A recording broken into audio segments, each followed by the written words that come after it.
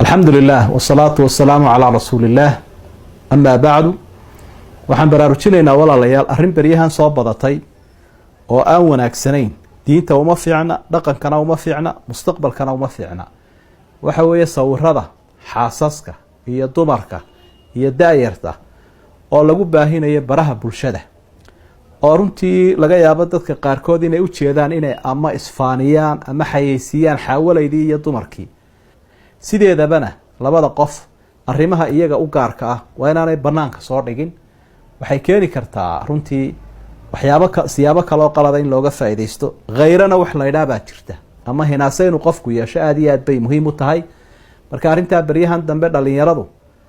mararka qaarkood iyagoon ismehersanin baaba isa soo qabqabsadaanoo hore usoo fadhiistaanoo markaasay isticmaalaan sawirada marna xaasaskii baa lagu isticmaalaa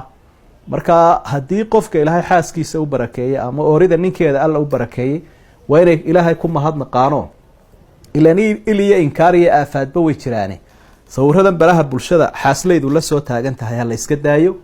ama da-yartu intaana isguursanin aada iyo aad baa u mahadsantihiin jazaakum allahu khayran wabaaraka allahu fiikum waana aynu isku leenahay allana haynagu anfaco wasalaamu calaykum waraxmat ullaahi wabarakaatu